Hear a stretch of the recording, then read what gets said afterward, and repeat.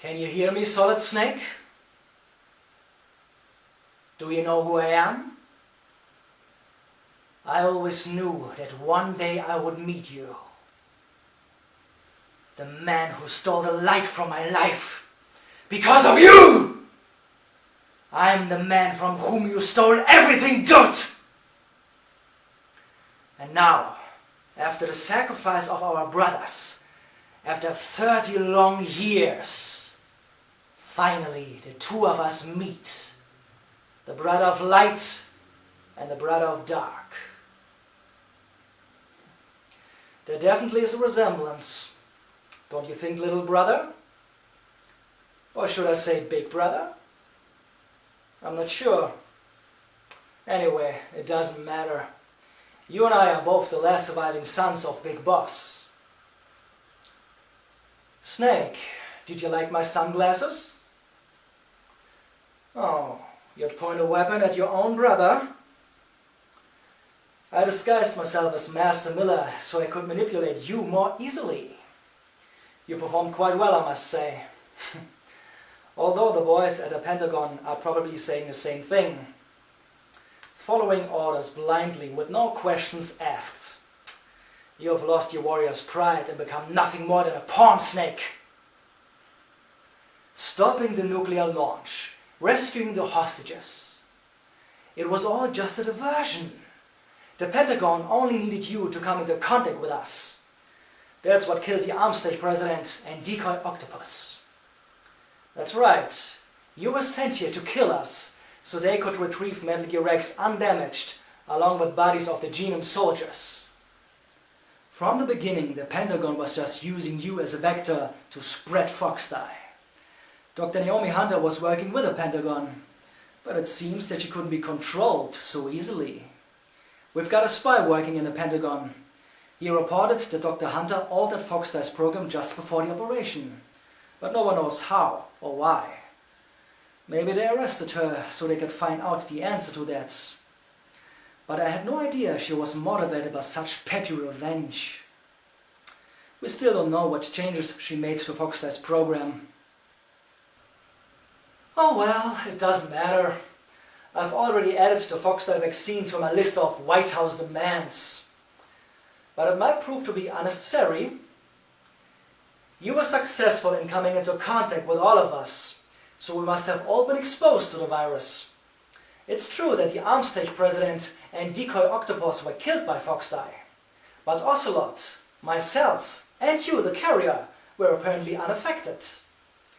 It could be a bug in the virus's programming. In any case, if it doesn't kill you, then I'm not worried either. After all, our genetic code is identical. You and I are twins, but we're not ordinary twins. We are twins linked by cursed genes. Les enfants terribles. You're fine. You got all the old man's dominant genes. I got all the flawed recessive genes. Everything was done so that you would be the greatest of his children. The only reason I exist is so they could create you. You're the dominant one. I'm just the leftovers of what they used to make you. Can you understand what it's like to know that you're garbage since the day you were born? But I'm the one Father chose. And that's why I hate him.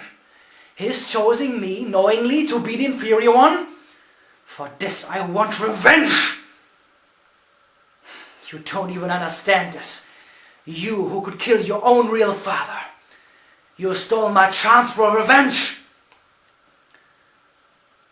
Now I'll finish the work that Father began. I will surpass him. I will destroy him. Unlike you, I'm proud of the destiny that is encoded into my very genes.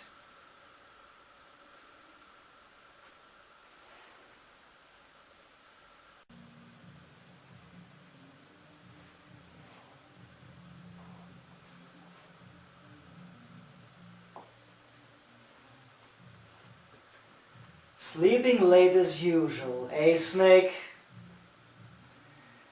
I won't die as long as you still live. Just because you've destroyed Metal Gear X doesn't mean I'm done fighting. I want a restoration of the era when warriors such as us lived as we should. That was Big Boss's dream, his dying wish. When he was young during the Cold War, the world needed men like us. We were valued then. We were desired. But things are different now. With all the liars and hypocrites running the world, war isn't what it used to be. We are losing our place in a world that no longer needs us.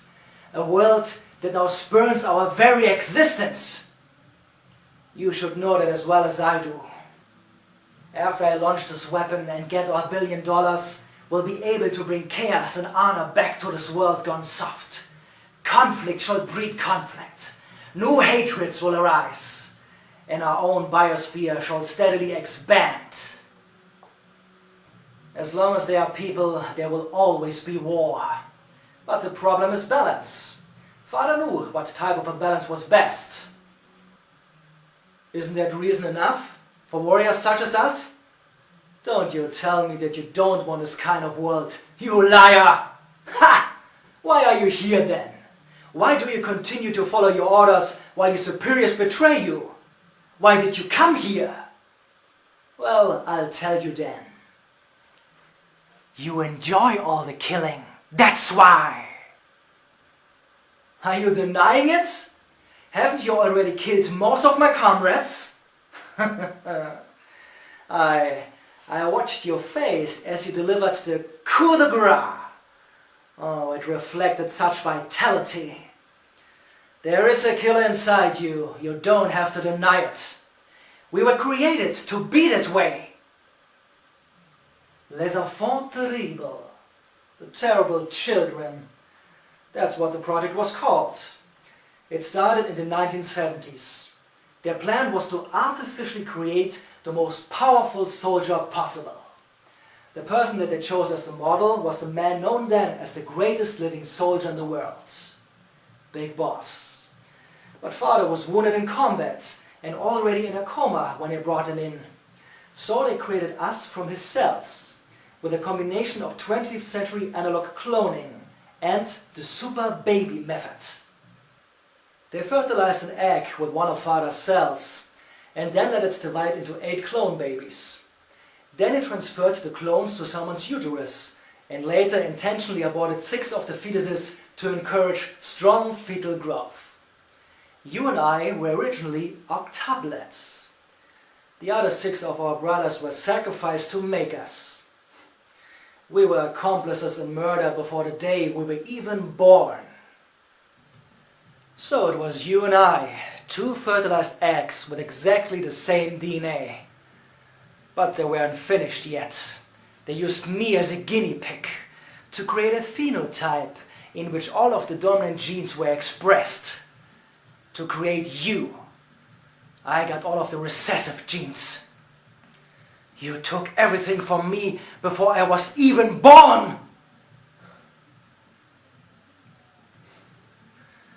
We have no past, no future. If we did, our fate is nothing but what is determined in the genes we inherited from our father.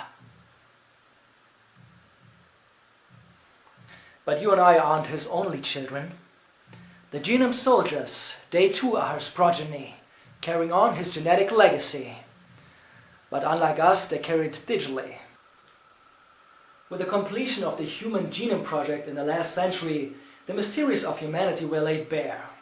Thanks to Father's DNA, they were able to identify more than 60 soldier genes responsible for everything from strategic thinking to the proverbial killer instinct. Those soldier genes were transplanted using gene therapy into the members of the next generation special forces. That's how they became the Genome Soldiers. That's right, the Genome Soldiers that you've been killing right and left are our brothers with the same genes as ours. They are misshapen creatures, artificially produced from Father's genetic pattern. They are our blood brothers, and they were born of many an ultimate sacrifice. human experiments. 1991, the first Gulf War. The military secretly injected soldiers with the soldier genes. The Gulf War syndrome that hundreds of thousands of returning soldiers complain about was a side effect of it. Yeah, the Gulf War syndrome was caused by exposure to pesticides and radiation from depleted uranium rounds. That was just a cover story issued by the Pentagon. First they tried to say it was post-traumatic stress disorder, then chemical or biological weapons.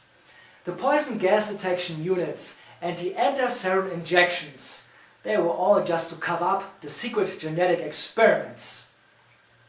The so-called Gulf War babies that have been reported by Gulf War veterans are our brothers and sisters too. But the genome soldiers are a complete failure. We are on the verge of extinction. Have you ever heard of the asymmetry theory? Nature tends to favor asymmetry. Those species which have gone extinct all show signs of symmetry. The genome soldiers suffer from the same problem, signs of symmetry. So do I, as do you. That's right. We're all on the verge of death at the genetic level. We don't know when or what type of disease will occur. That's why we need the old man's genetic information. In nature, family members don't mate with each other, and yet to help each other to survive. Do you know why? Because it increases the chances that shared genes will be transmitted to future generations. Altruism among blood relatives is a response to natural selection. That we will help our blood relatives is inscribed in our very genes. You can't fight your genes. It's fate. All living things are born for the sole purpose of passing on their parents' genes. That's why I'll follow what my genes tell me. And then I'm going to go beyond in order to break the curse of my heritage.